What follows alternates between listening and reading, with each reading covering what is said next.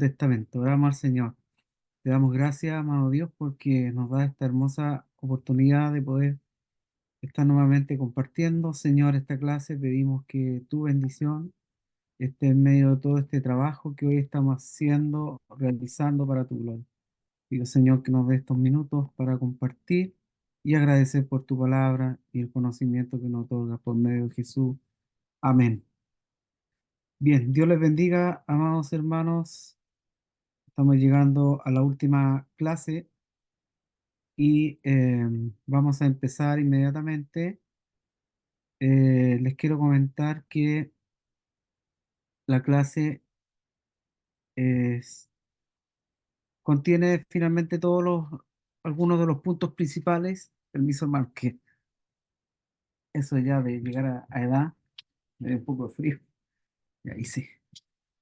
Eh, Algunos temas principales con respecto a la materia que ya hemos pasado. Gracias a Dios hemos pasado gran parte del trabajo, así que hoy día vamos a considerar algunos elementos y algunos puntos y también tratar de responder algunas preguntas que quedaron por ahí en el tintero de que especialmente nuestro hermano de Talca, que dice salir ahora en el camino.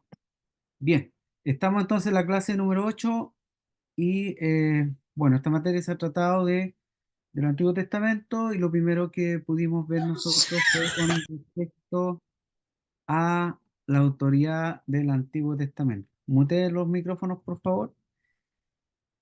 Lo primero que pudimos ver en las primeras clases, ¿ya? Eh,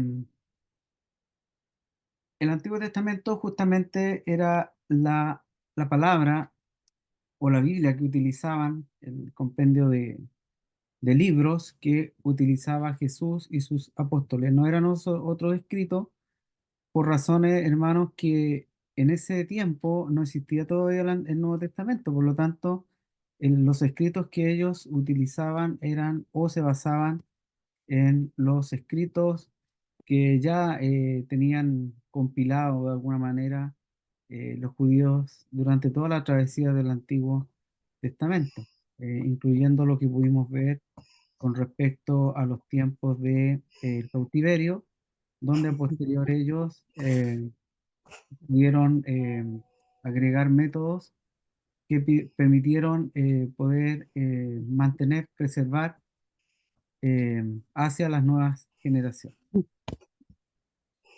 El Nuevo Testamento, los términos escrituras y escrituras se refieren al Antiguo Testamento. Tenemos algunas citas que dan a entender con respecto a este término, con respecto a lo que es escritura. Es decir, cuando hablamos de las escrituras están referidas mayormente al Antiguo Testamento. Volviendo a citar, hermanos, que a esa fecha todavía no habían escritos relacionados al Nuevo Testamento. Se empezaron a escribir y a dar a conocer a posterior en la medida que el ministerio de Jesús iba desarrollándose.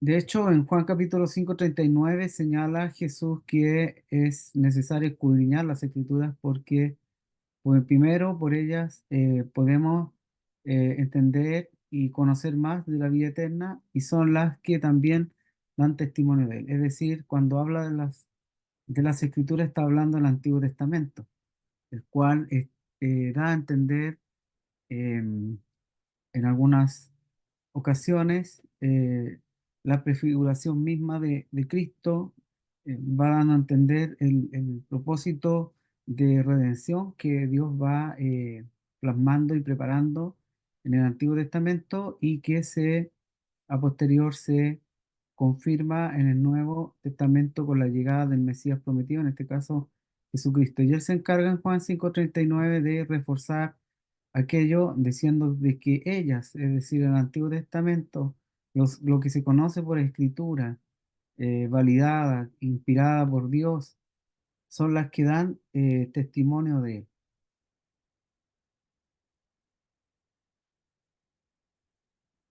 De hecho, Cristo con frecuencia reconocía estos temas relacionados a la escritura en el Antiguo Testamento, porque era la autoridad de las escrituras.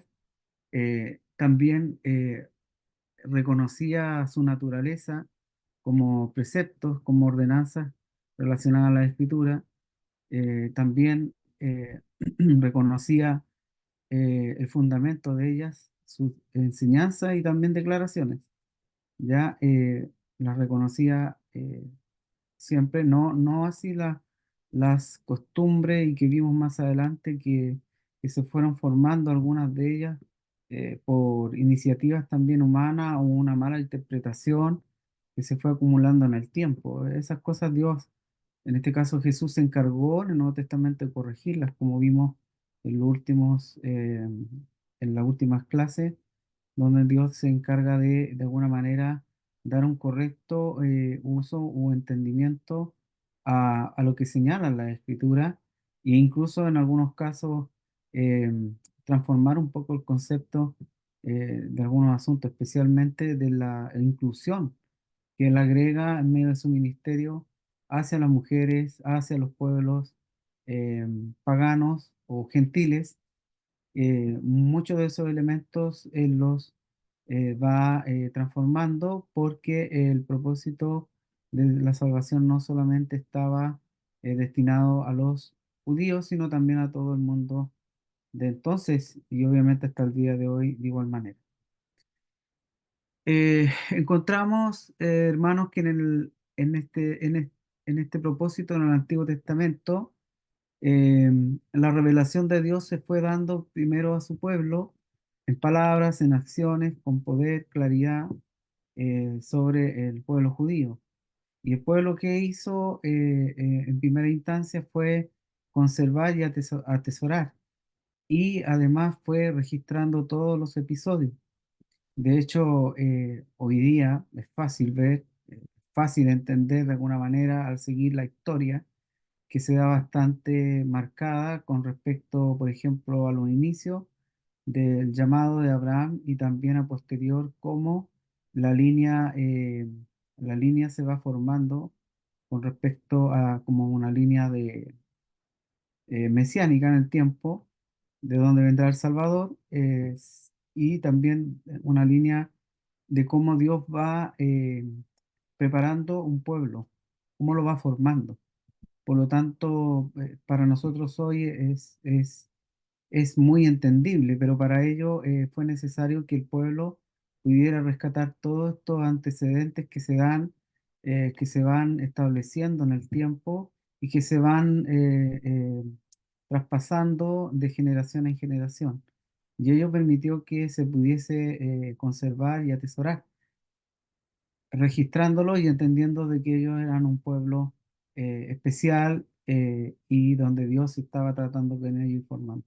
De hecho, en las clases posteriores que ustedes tengan van a poder ver más detalle, especialmente en Pentateuco, donde estos 5 primeros libros contienen con gran exactitud y gran claridad cómo Dios va formando y preparando y enseñando a un pueblo en la medida que va avanzando, va estableciéndose. Eh, Todo es parte del registro y hoy para nosotros es de bastante claridad ver y entender cómo el pueblo, por ejemplo, se forma primero, luego sale de la esclavitud, atraviesa el desierto, Dios les da ordenanzas, Dios le enseña, lo forma en todo tipo de asuntos y a posterior ellos después se establecen como pueblo. Entonces, todos estos elementos se van en la medida que avanza el tiempo, la historia, porque debemos recordar que eh, todo lo que va ocurriendo con la palabra de Dios es más bien dinámica, no es estática eh, ni pasiva, sino más bien activa, porque Dios, en la medida que van pasando las generaciones, va avanzando la historia humana, también Dios va obrando sobre su pueblo y sobre la humanidad. ¿Y qué nos dice con esto Dios? Que Dios siempre está presente y que va obrando en medio de toda la humanidad y de esa manera también hace una presencia activa de todo su poder y de su majestad en medio de todos los tiempos, ¿ya? Eso demuestra de que además está con su pueblo. En primera instancia aquí vemos cómo Él avanza con su pueblo, les acompaña, les libra, eh, les sana y les enseña en medio de todo su recorrido.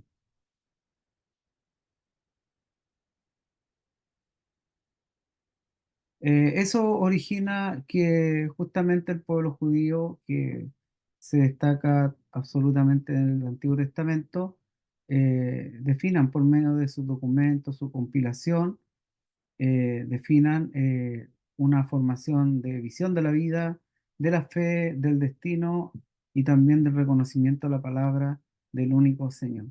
Ellos llegan a definir de esta manera, donde quiera que ellos estén, se definen de alguna manera con todos estos elementos y provoca que ellos sean un pueblo diferente, ¿ya? Un pueblo escogido por Dios, una nación santa, un pueblo que adora al Dios verdadero, al poderoso y los acompaña. Eso provoca tremendas diferencias con respecto a los pueblos paganos, porque a veces nos centramos mucho en solamente lo que es la figura o la forma como avanza el pueblo eh, en todos sus aspectos, el pueblo de Dios, pero también mientras ocurre ese escenario con el pueblo de Israel que va formándose y avanzando también, hay un sinnúmero de pueblos alrededor que también tienen sus dioses, tienen sus prácticas, tienen su forma de oración, tienen sus templos, eh, y eso Dios permanentemente lo está viendo y obviamente lo que espera y les vuelve una y otra vez a recordar en el Antiguo Testamento es que no deben desviarse sus caminos, sino más bien permanecer en los caminos correctos y que lo mismo después se encargaron los profetas de reforzar y corregir muchas veces para que el pueblo no abandonara la fe en el único Dios y Señor. Bueno, vimos también algunos aspectos significativos con respecto a la interpretación del Antiguo Testamento por medio de Cristo. Al igual que los profetas, Cristo persiguió gran parte del legalismo judío, pero la diferencia más profunda que Cristo establece con respecto a su ministerio es que insiste y da a conocer una y otra vez que los cumplimientos están relacionados a su persona en el Antiguo Testamento.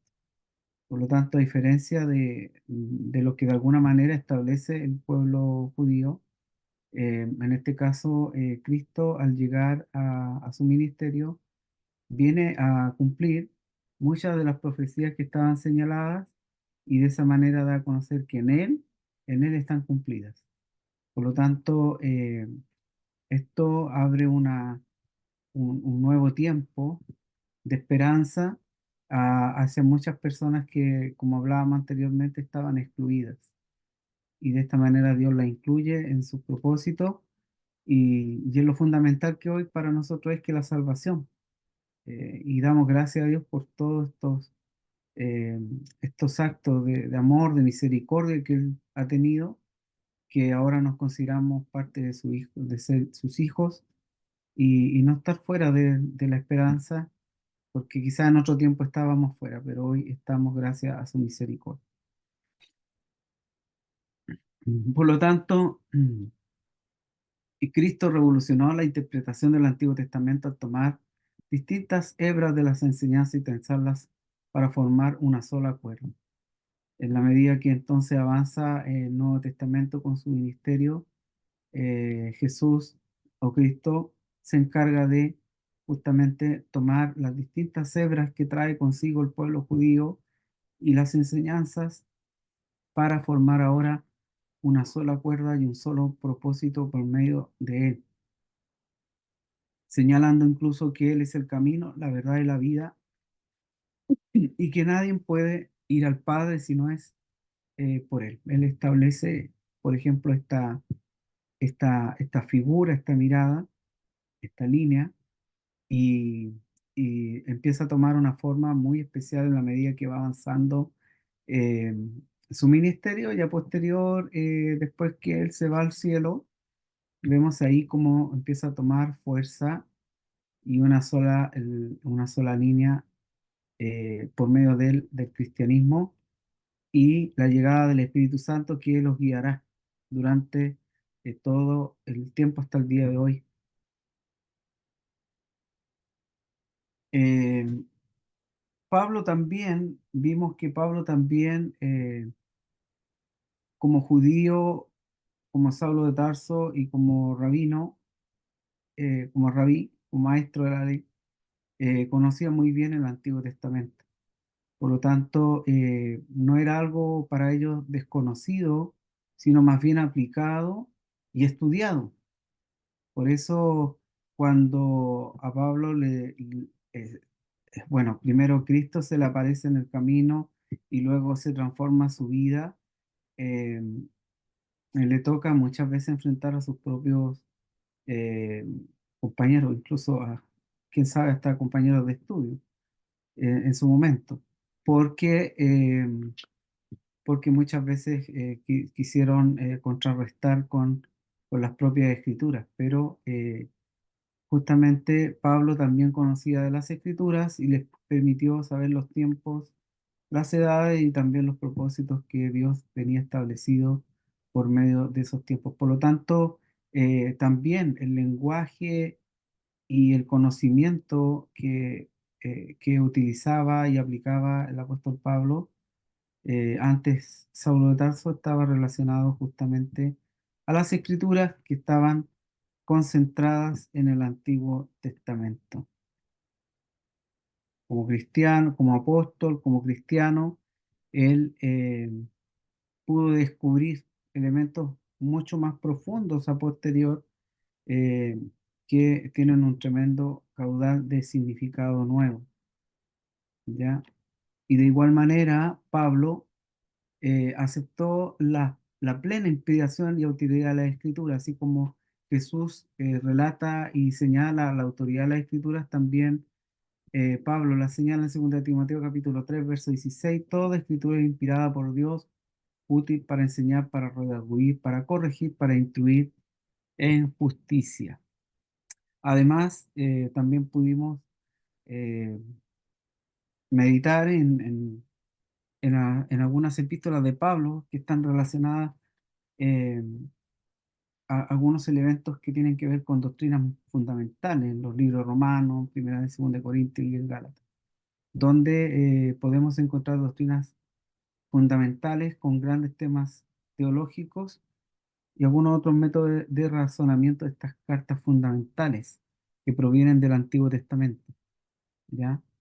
Entre ellas, temas que están muy arraigadas con el Antiguo Testamento, porque de ahí vienen los orígenes de las escrituras que ellos utilizaban. Entre ellos estaba la caída del hombre y sus consecuencias, la universalidad del pecado, la obediencia y los padecimientos de Cristo y la justificación por la fe y la salvación final de los judíos.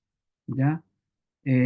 Son temas que encontramos hoy día como parte de una estructura necesaria, como una verdadera columna vertebral que nosotros como cristianos tenemos, que son doctrinas fundamentales, ¿ya? Y que hoy podemos entender gracias a- al desarrollo, al estudio y también a la capacidad que Dios les da a ellos para poder desarrollar y revelar o entender estos propósitos de Dios para los tiempos posteriores, para que muchos cristianos pudieran entender, porque, por ejemplo, cuando hablamos de la caída del hombre y sus consecuencias, tiene que ver con toda la humanidad, no solamente a un sector, no solamente a algunos, sino que tiene que ver a toda la humanidad,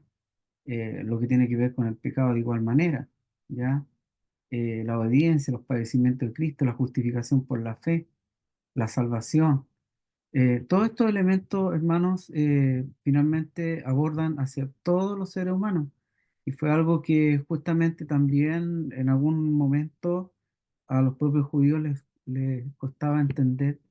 Eh, por ejemplo, por poner un caso, les costaba entender de que también el mundo gentil pudiera recibir de las promesas de Dios, porque ellos pensaban que solamente estaban reservadas para ellos, pero más bien Cristo vino a morir por todos, ya no solamente por algunos, sino por toda la humanidad. Por lo tanto, todas estas doctrinas vienen formando sobre ellos y sobre nosotros como cristianos una gran estructura de ahora de basar nuestra fe y pasa a ser fundamento de nuestra vida diaria y de poder comprender todo aquello. También pudimos ver algunos asuntos que tienen que ver con algunos términos que se dan a conocer en las Escrituras, en el Antiguo Testamento, que permiten de esa manera conocer de los propósitos de Dios, de los planes de Dios, de, de, de lo que Dios tiene reservado para el ser humano. De otra manera es imposible para el ser humano poder conocer a Dios si Él, por ejemplo, no se revela. Por lo tanto, la revelación tiene relación a las palabras y hechos de Dios dado a conocer al hombre. Dios se descubre, es decir, se quita este velo, que un poco relaciona aquello, el término o el significado, y permite que ahora nosotros podamos conocer de acuerdo a lo que Dios nos otorga. Y Él se revela en forma natural, en una forma general o una forma especial. Y entre ellos se revela, por ejemplo, por medio de la naturaleza, eh, por medio de la creación misma, incluyéndonos nosotros, se da a conocer como un Dios poderoso, magnífico en sus obras y en todo lo que hace. También se da a conocer por medio de su palabra, porque por medio de ella nos va dando y enseñando de sus propósitos divinos que van aconteciendo en el tiempo, ¿ya? Y también en algunas ocasiones Dios utilizará medios especiales para también dar a conocer de sus misterios o de sus propósitos futuros, como el caso de Juan en la isla de Pasmo, cuando Dios también le revela o se revela a sí mismo como el Cristo y también los propósitos futuros, los acontecimientos que habrán en un tiempo más. Por lo tanto, Dios se revela al hombre porque para el hombre es incapaz por sí mismo poder conocer de él. Y para ello, Dios no solamente se revela al hombre, sino que también da la capacidad para poder, eh, de alguna manera, entender, comprender y esto llevarlo a escritos, en- en, eh, a escribir eh, sus hechos, sus palabras hacia, hacia escritos, porque no solamente lo que Dios otorga, no solamente quedaba en palabras, sino que también Dios preparó a hombres para que pudiesen ahora ser escritores y llevasen consigo sus propósitos divinos hacia una redacción y ello pudiese pasarse de generación en generación. Para ello, utiliza los medios de entonces que ya existían, eh, estos manuscritos, estos pergaminos, ya, y con tinta, con pluma, Dios va revelando y por medio de su Espíritu Santo, permitiendo que ellos puedan tener capacidades que antes no tenían para poder entender y comprender de los misterios y de los propósitos de Dios. En el Antiguo Testamento también encontramos profetas que fueron también escritores. Hubieron algunos que no fueron escritores, es decir, no registraron un libro, por ejemplo. sino más bien se les señala en la Biblia, pero no fueron redactores como de un libro. Por lo tanto, eh, hay algunos que no lo fueron, no fueron profetas escritores, pero sí se señalan de sus obras por medio de algunos otros escritos, citan de sus hechos, de sus milagros y de los propósitos de Dios que se plasmaron en medio de ellos. Ahora bien, hay otro elemento que estos tres elementos se van a dar muy seguido, especialmente también en teología, la materia de teología, que están todos relacionados y que tiene que ver con la iluminación, que es la comprensión que le permite al hombre, por medio del Espíritu Santo, entender de las palabras y los hechos.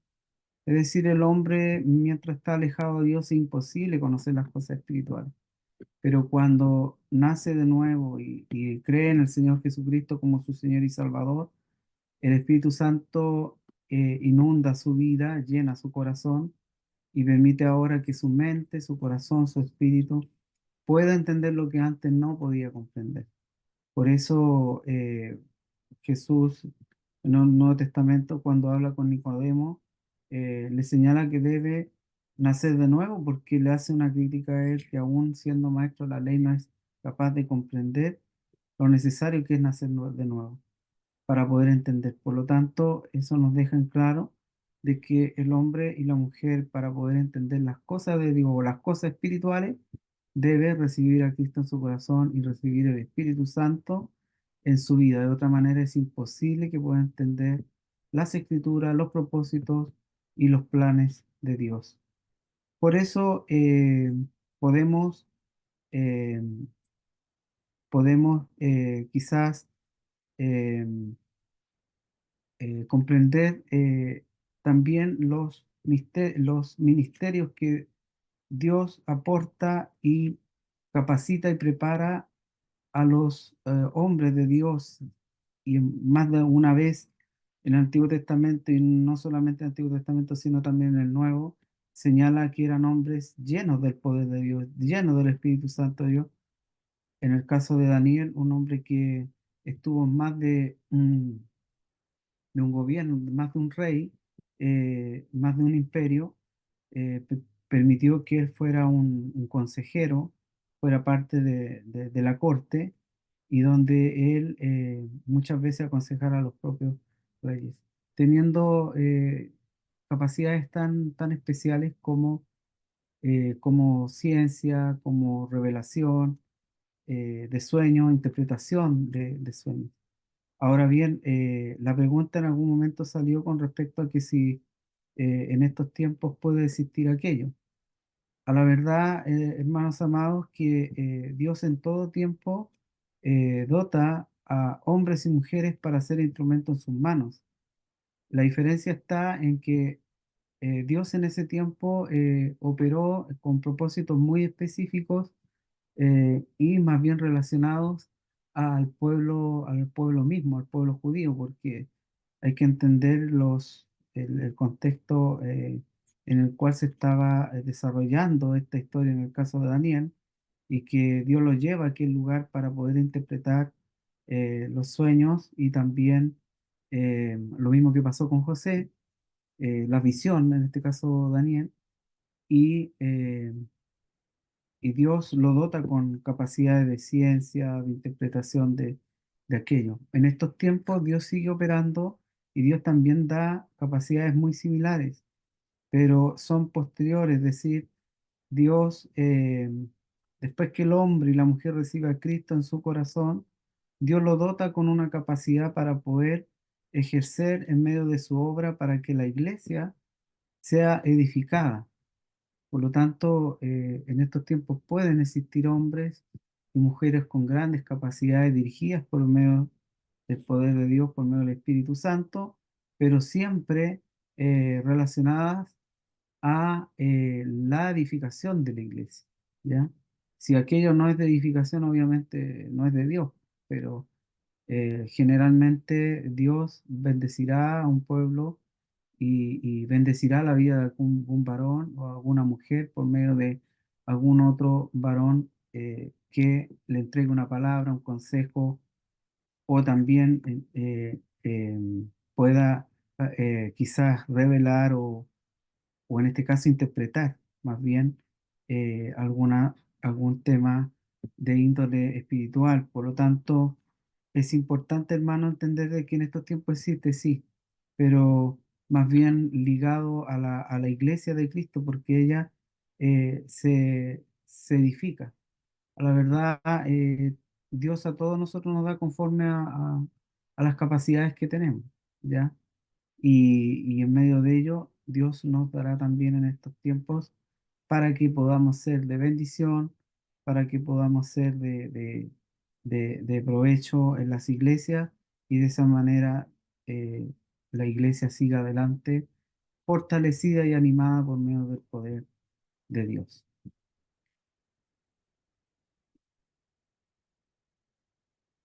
Entonces, otros elementos que podemos encontrar con respecto a la inspiración se refiere a una influencia divina sobre hombres elegidos por Dios para comunicar esa revelación. Y una definición más específica sería la acción ejercida por medio del Espíritu Santo sobre los escritores de los libros Antiguos y Nuevo Testamento a fin de que programaran y escribieran en forma exacta y auténtica el mensaje recibido por Dios. ¿Ya? Algunas otras características de la inspiración divina: comunica y preserva lo que Dios revela. Por la inspiración Dios ilumina el significado de los eventos históricos, capacita al escritor para registrar correctamente esta interpretación, y luego la inspiración bíblica de ser complementada por la iluminación del Espíritu Santo en el interior del lector u oidor de la palabra. Ya lo que hemos hablado un poco con respecto a la iluminación, porque el Espíritu Santo arrojará luz sobre el significado de la Escritura para lo que Dios ha revelado en el pasado llega a ser hoy su viviente y iluminadora palabra en el corazón y mente del creyente. Debido a eso, los que reciben el mensaje divino lo pueden entender y aplicar a su vida, ¿ya?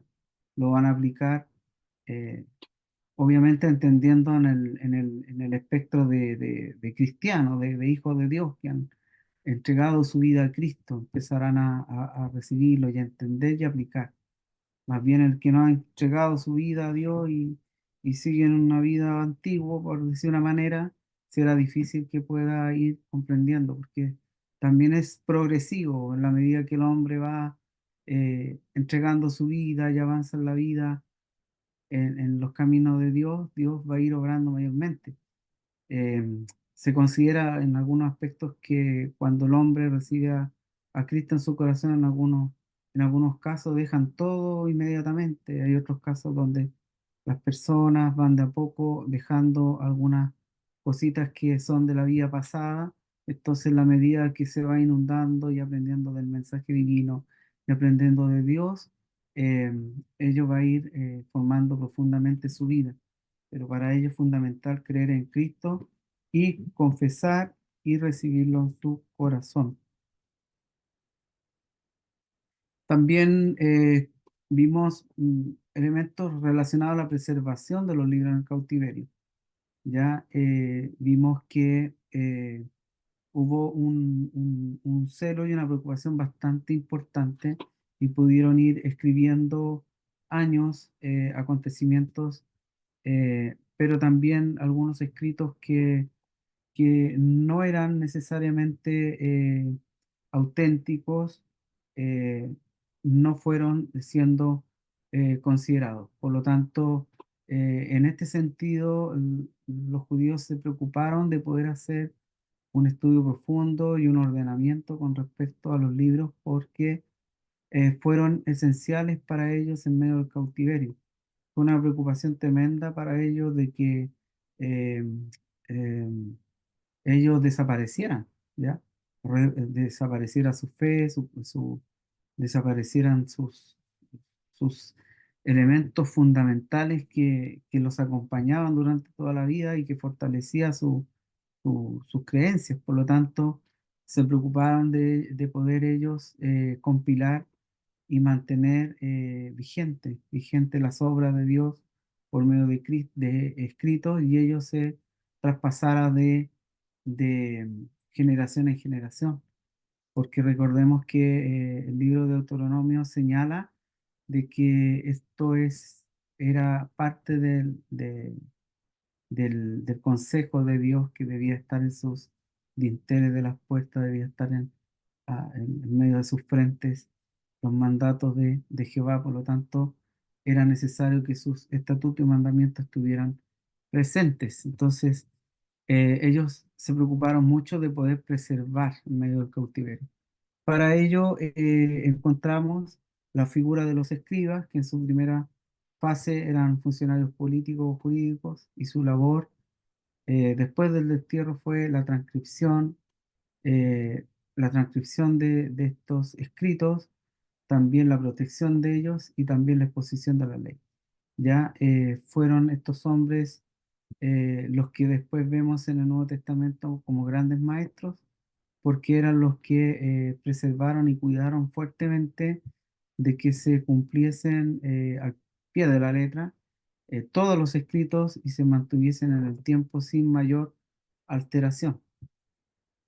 Ello dio lugar también a posterior del cautiverio, es decir, esto recién saliendo del cautiverio, eh, ya en el tiempo de Esdras, Nehemías, eh, especialmente Esdras, que tenía relación más bien a la parte religiosa, eh, naciesen estos cul- a- a- naciesen los cultos de la sinagoga. Para ellos poder justamente mantener viva la fe, leer leer la escritura en este caso, y recordar las obras de Dios y poder cumplir también la ley como ellos la tenían bastante considerada y trataban de irla aplicando.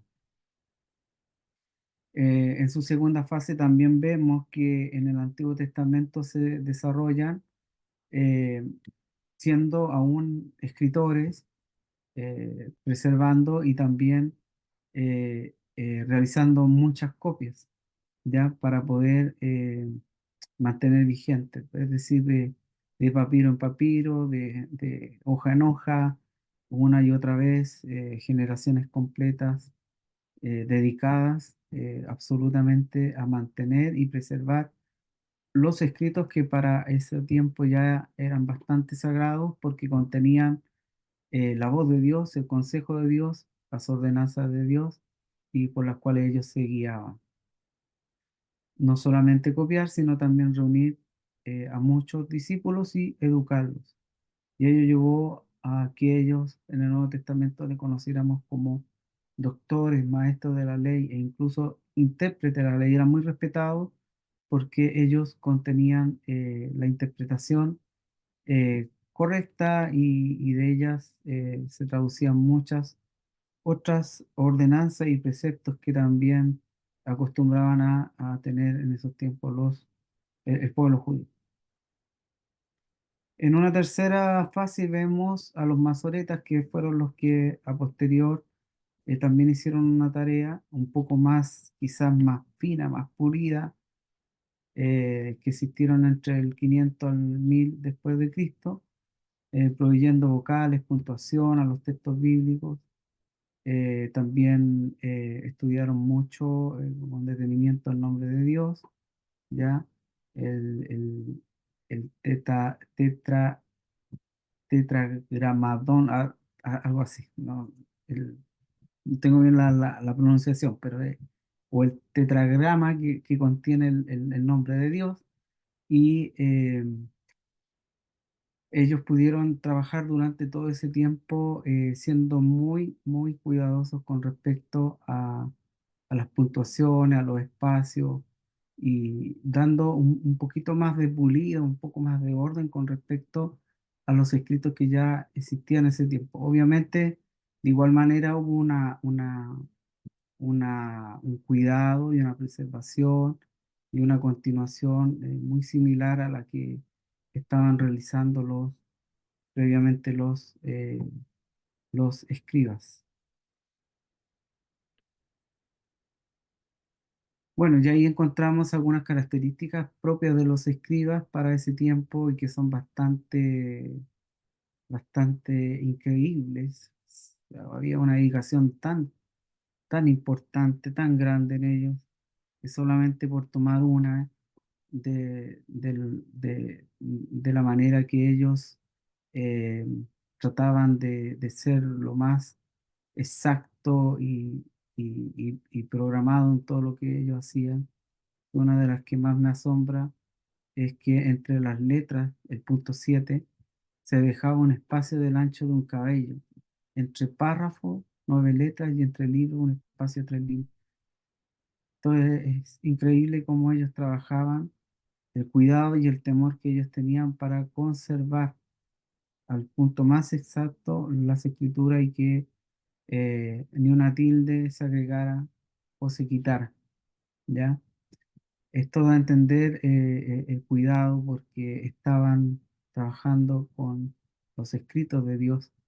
Y de ello, obviamente, muchos de los elementos consideramos hasta el día de hoy que deben ser de cuidado, porque las escrituras de Dios es, es la voz propia de Dios, por lo tanto, debiésemos nosotros también amarla, cuidarla, protegerla y también enseñarla con respeto y con agradecimiento a Dios, porque Él nos permite hoy poder abrir una Biblia y dar gracias a todos estos hombres también que Dios permitió y los preparó grandemente, porque hoy podemos nosotros abrir una Biblia compilada, un libro compilado, con sus versículos, con sus capítulos, con sus títulos, y eso todo se debe a infinidad de hombres que Dios levantó en todas las épocas para hacer todo este trabajo. Un trabajo que muchos de ellos lo llevaron por toda una vida, no supieron de tener hijos, ni una profesión, ni otros disfrutes. Prácticamente se dedicaron para ser hombres, traductores, hombres que llevaron consigo el cuidado de almacenar, de cultivar, de cuidar, de preservar los escritos de Dios. Así que es una tremenda gratitud que tenemos a estos hombres que Dios levantó en esos tiempos. A posterior, estuvimos un poquito analizando con respecto a la geografía bíblica y entre ellas encontramos que eh, Jerusalén, y en este caso el pueblo de Israel, se da a entender por medio de un mapa simbólico en el mundo antiguo como una flor de 3 pétalos. En el centro estaba Jerusalén como un centro geográfico en el mundo antiguo. Cada uno de los pétalos representaba uno de los 3 grandes continentes del mundo. ¿Ya? Asia, África y Europa estaban alrededor de dándose a conocer como un gran pétalo, y estaban alrededor de Jerusalén. Esto da a entender que Jerusalén es un lugar bastante importante, no solamente para un pueblo, sino para los continentes. Este pequeño territorio de Israel era el encuentro de dos mares interiores, ¿ya? El Mar Rojo, el Canal de Suez, ¿ya? El Océano Atlántico. Por lo tanto, gracias a este lugar central, la religión cristiana permitió que fácilmente se transformara en una religión universal. La promesa de Cristo, me seréis testigo en Jerusalén, Judea y hasta lo último de la tierra. Jerusalén, Samaria, Judea, hasta lo último. Por lo tanto, esto permite que, eh, rápidamente la expansión del Evangelio abarque prácticamente 3 continentes, rápidamente. Y esto permitiera que se propagara el cristianismo y de hecho se propagara a Cristo mismo por medio de los viajes, ¿ya? También pudimos ver con respecto a Palestina, la tierra donde se posicionó el pueblo de Dios, sus distancias, su distribución que tiene, ¿ya? Y en ella encontramos eh, la zona, eh, eh, las zonas, por ejemplo, de Transjordania, que es al lado derecho, eh, que actualmente está situado el país de Jordania, con un gran valle de Jordán al medio, y al lado izquierdo que es Palestina, que originalmente viene de los primeros pueblos situados ahí que tienen que ver eh, con los filisteos, ya un sector que los filisteos, como eran un pueblo de mar, llegaron a la zona de Palestina a situarse. Actualmente existe una zona que tiene que ver con Cisjordania, está Transjordania al lado eh, oeste, y al lado este está Cisjordania y Transjordania al lado derecho. Y fue de alguna manera para poder diferenciar un sector del otro, ¿ya? Eh, Esto nos permite o nos permitió también ver la condición geográfica misma de la Tierra, que es bastante especial, con un valle eh, con mucha profundidad. De hecho, son las zonas más profundas de la Tierra, eh, y donde está situado también el valle de Jordán, y está el mar Muerto, donde se depositan grandes sales minerales que pueden permitir incluso que una persona pueda flotar eh, acostándose en el agua. Hay fotografía de ello, o incluso hasta tratar de caminar por la densidad de las aguas. Por lo tanto, esto va bajando en la medida que avanza el río, se va formando y va avanzando. Y esto también, la geografía nos permitía el poder definir un poco las expresiones que en algunos casos se dan en el Nuevo Testamento cuando Jesús iba de un lugar a otro, ¿ya? Cuando bajaban o subían hacia un pueblo, cuando ellos se iban de un lugar a otro en el mar de Tiberias, o el mar de Genesaret, Tiberias, Genesaret, que se le llamaba, eh, el mar de Galilea, donde más bien les significaba mejor atravesarlo en bote, porque las distancias también no eran menores, y sumadas las diferencias geográficas. Por lo tanto, esto nos permite, la geografía, a nosotros poder resolver algunos asuntos, como por ejemplo la misma altura del Monte Hermón, y un poco las expresiones relacionadas a la nieve, y que el rocío, que la bendición viene desde lo mayor primero, y que baja como la nieve o estos rocíos en el Monte de Hermón, y que llega hasta prácticamente nuestros pies, ¿ya? Eh, entonces, de esta manera, la geografía bíblica nos permite poder tener con mayor exactitud y una mayor explicación en nuestros temas o mensajes, lo relacionado a estas expresiones.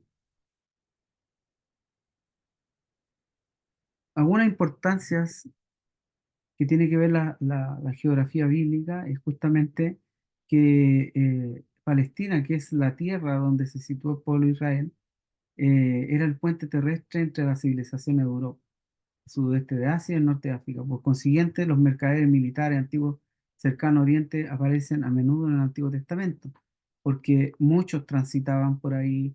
Como era una zona estratégica, muchos quisieron siempre situarse y apoderarse de esa zona, porque al ser prácticamente una carretera entre los países, el que tenía de alguna manera el control ahí prácticamente dominaba, y estaba en una posición muy privilegiada para dominar tres continentes inmediatamente.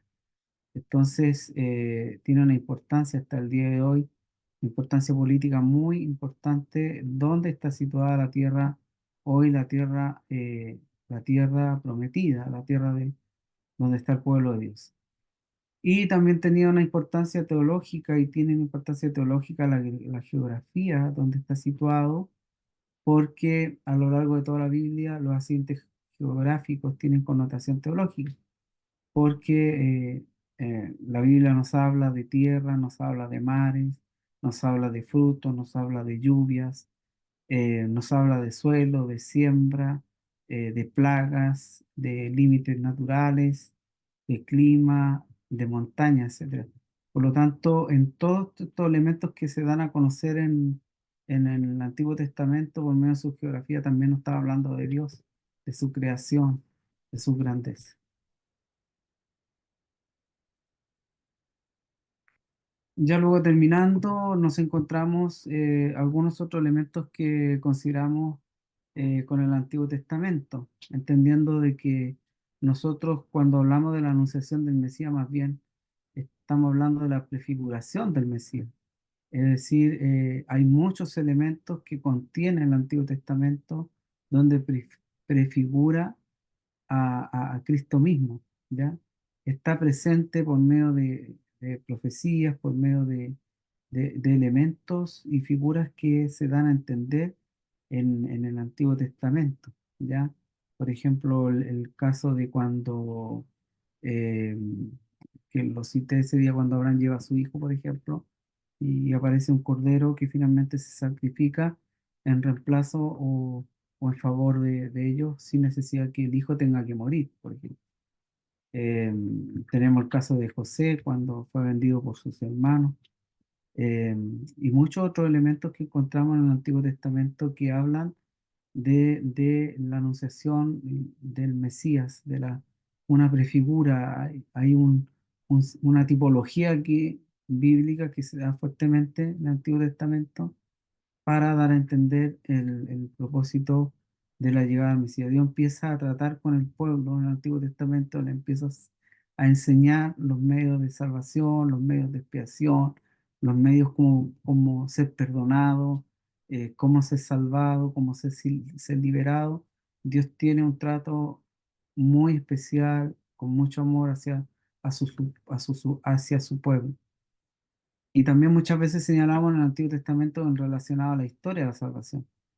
Pero para ello es necesario que no solamente lo digamos de esa manera, sino también podamos entender con mayor conocimiento y con conceptos mucho más profundos con respecto a lo que se señala en relación a la historia de la salvación.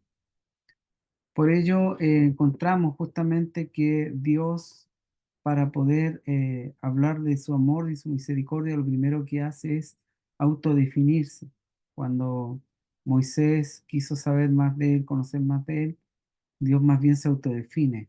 Y en medio de ello se da a entender como el Dios fuerte, misericordioso, piadoso se da a entender más bien con términos más bien de amor que de maldad o de castigo, porque eso es un poco lo que la humanidad tiende a decir, que Dios es un Dios castigador, que Dios no tiene perdón, como Dios no tiene amor, dicen algunas veces, como Dios no. Entonces aquí Dios le demuestra a Moisés que más bien en medio de su autodefinición es un Dios grandioso y eso le permite a Moisés conocer más de Dios, más de sus atributos, ¿ya? Y hasta el día de hoy sigue siendo igual. Y entre ellos, cuando se autodefine Dios ante Moisés, le habla de la compasión, de la clemencia, de la paciencia, de la misericordia y la fidelidad. Estas cualidades que siguen estando presentes hasta el día de hoy por amor a su pueblo y a muchos más como en esa ocasión Moisés se lo daba a entender y que se desarrolla en el Antiguo Testamento. Amor a su pueblo, amor también a los gentiles y a todos aquellos que están dispuestos a entregar su vida a Cristo. No solamente lo hizo con su pueblo, lo hizo también con los pueblos gentiles, en este caso con Nínive, por ejemplo, cuando envía a Jonás. Y otros aspectos que también vemos de Dios en el Antiguo Testamento, que nos enseña que no tiene prisa, traza sus planes y los lleva a cabo. Demuestra también que sus caminos no son nuestros caminos y acepta a las personas más distintas y las convierte en portadoras de su mensaje. Es decir, Dios, por medio de los tiempos que van avanzando en el Antiguo Testamento, Dios va tomando a hombres y mujeres eh, quizás lo más distinto, y en el Nuevo Testamento también lo vemos, pero los convierte en tremendos portadores de su mensaje. Entonces el Antiguo Testamento nos ayuda a conocer a Dios por medio de su definición o autodefinición. Luego, de esa manera, Dios va enseñando a su pueblo en el Antiguo Testamento y perdonándolo. Cada acto, cada maldad, cada desarrollo donde ellos se levantaban, desobedecían, Dios volvía y los amaba y los perdonaba. Pero no solamente muestra amor a los suyos, sino también muestra amor a los gentiles. El caso de Jonás que le citaba, ¿ya? Y encontramos no solamente en ellos, sino también en muchos hombres y mujeres que Dios ha transformado sus vidas como grandes ejemplos de hombres. Y finalmente, hermanos, lo que pudimos ver es con respecto a Jesús, su actividad, su mensaje y la persona misma de Jesús, donde Él se da a conocer con sus actividades, cómo Él le da un nuevo concepto a los términos, a las prácticas que muchos de los judíos en el Nuevo Testamento enfrentan a Jesús, pero Jesús le da el valor fundamental de las cosas, revierte eh, lo humano o lo poco humano que en algunas ocasiones eran las actitudes del pueblo judío, lo poco espiritual también, y él revierte situaciones como la que pudimos ver, la del templo, donde él sana a cojos y a ciegos, le da la vista. Tenía una señal poderosa, fuerte, de querer decir que la promesa de Dios se había cumplido y que ahora empezaba un nuevo tiempo donde el amor y la misericordia estaba hacia todos y que en sí el que debía estar en el templo había llegado con ese fin, para perdonar y volver a su pueblo a la misericordia y al perdón verdadero. Por lo tanto, él esclarece numerosos puntos que podían ser interpretados, entre ellos el que les señalaba yo. Y de esa manera, hermanos amados, se desarrolla este panorama también de la introducción del Antiguo Testamento y nos permite a nosotros, con la ayuda del Señor, eh, terminar esta clase. Así que Dios les bendiga. Si alguien quiere comentar algo más, eh, y de lo contrario, si no lo hubiese, se agradece. Para mí también ha sido una, una materia enriquecedora. Uno nunca termina de aprender, pero sí nos ha permitido, aparte de llevar consigo el sueño en nuestros hombros y también la Pastor paciencia, Marco, Pastor Marco, ¿me permite, por favor? ¿sí? Sí, soy el hermano Jaime Caro. Mire, hay una sola palabra que con todo respeto me quiero referir a usted como nuestro pastor de nuestra corporación Iglesia Pentecostal Nazaret y a los pastores que están escuchando, que están estudiando. Hay algo que no me gusta y que me causa cosor a mis oídos cuando a nuestras hermanas en Cristo Jesús les decimos mujeres. Mi interrogante es, ¿por qué a nosotros los varones nos tiene que decir el ungido, el profeta, el apóstol? Y cuando le diferimos a nuestras amadas hermanas, le decimos mujer.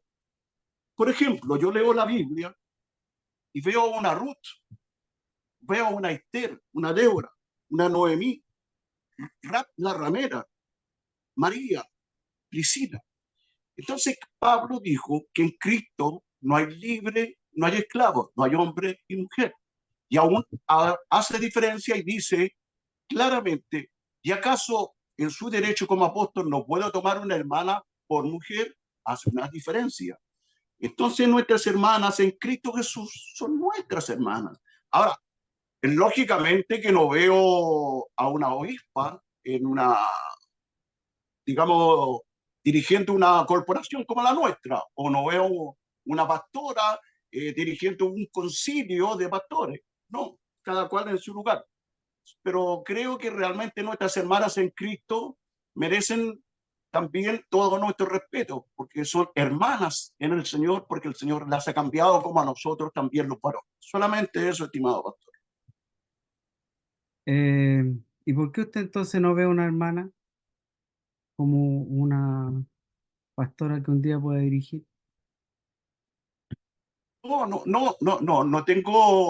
tengo tropiezo alguno en eso, amado pastor, porque he sabido de que en algunas partes como África y en otros lugares hay muchos hermanos varones que se han negado a ir y hermanas le han dicho sí al Señor y el Señor han sido usadas. O sea, no tengo tropiezo en eso y que una hermana pueda subir al púlpito y predicar un mensaje, un sermón, no tengo traba en eso, amado pastor Marco.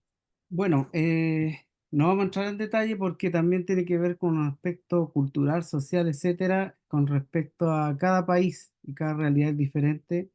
Incluso hasta las iglesias de nuestra misión son diferentes unas con otras de acuerdo a la situación y a la necesidad, ¿ya? Porque hay iglesias donde tienen muchos hermanos y en otros casos tienen muy poquito y se necesita.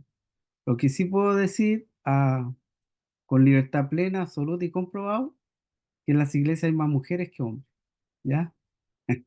Y aún más, quiero agregar, así que Dios bendiga a las mujeres. Lo que siempre yo digo en la iglesia, Dios le ha dado el privilegio tremendo a la mujer en el Nuevo Testamento, que fuera la privilegiada, no el conejo de Pascua, que algunos dicen que es una cuestión fantasía absoluta, porque el conejo no estaba ahí para llevar el regalo, un huevito y todo cuando Jesús resucitó. Fue una mujer la primera en llevar el anuncio de que Jesús había resucitado. Y aún más, eh, no sé si la ONU es o no, pero está el registro de la primera mujer que reconocía a nivel mundial con respecto a ser la primera mujer evangelizadora, que fue Lidia, la mujer vendedora de púrpura. Por lo tanto, hay reconocimientos que la Biblia misma señala, el Nuevo Testamento, y que Jesús justamente se encarga de devolver este valor, ¿ya? Lo que pasa es que lamentablemente, bajo la cultura que un poco se maneja en los escritos y todo, apunta más bien al hombre en muchas de sus facetas.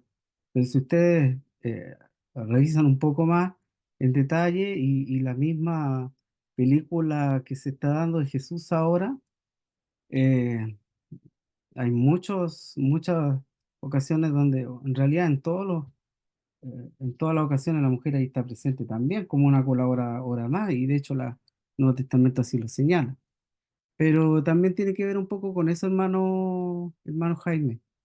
Eh, Quizás tiene que ver un poco de eso, pero creo yo que es algo que con el tiempo en algunos elementos va a ir cambiando y mejorando porque no podemos desconocer las grandes cualidades que cada día las hermanas o las siervas del Señor tienen y en nuestra misión también las tienen. Así que Dios les bendiga mucho a ellas, a todas las que están. Em, Eso, no sé si alguien quiere compartir algo más con respecto a lo que hemos aprendido. Queda mucho, como decía nuestra pastora Carolina, por aprender. De hecho, ella también es la profesora. Dios le bendiga. Así que yo le invito a las materias que vienen y a desarrollar los trabajos que están citados. Así que, y aún más, con lo que estamos aprendiendo, nos dispongamos plenamente para aprender y enseñar en nuestra iglesia, ¿ya? Ahí en común acuerdo con nuestros pastores. Muchas Bien, gracias, mi pastor Marquito, nada más. Muy buena ya, noche. gracias, Gastón. Ya, ahora terminamos. Gracias, pastor. Ya, vamos a orar entonces y vamos a agradecer por este trabajo. Está la pastora Carolina y vamos a orar también porque nos ha dado este privilegio de trabajar con ustedes. Vendrán Bueno, otros profesores, así que esperamos el éxito mayor con ellos en el tiempo que estén. Vamos a orar. Señor Jesús, te damos gracias porque nos ha dado esta oportunidad de trabajar con nuestros hermanos, los alumnos. Hoy, Señor, bendecimos la vida de ellos, de los siervos que muchos de ellos son útiles, Señor, en cada iglesia. Pedimos no, que les bendigas grandemente estas materias, que lo que hemos podido aprender, enseñar, estudiar en común, puedan ser de gran bendición. Permítele, Señor, desarrollarlos con mucha más premura, quizás con mucho más detenimiento y con mucha más sabiduría que tú les puedes dar también a ellos. Pedimos, Señor, en esta noche que les bendigas grandemente y bendiga a mi hermana y pastora Carolina, que también ha podido desarrollar en conjunto este trabajo en este tiempo. Te Amén. agradecemos por todo en el nombre de Jesús. Amén. Amén. Dios les bendiga, amadas hermanas, amados hermanos en el Señor. Dios les Amén. guarde y deseamos lo mejor en lo que viene. Bendiciones. Amén. Buenas Dios me noches. lo bendiga, mi pastor. Bendiciones. Bendiciones. Bendiciones a todos. Bendiciones, hasta luego. Bendiciones a todos.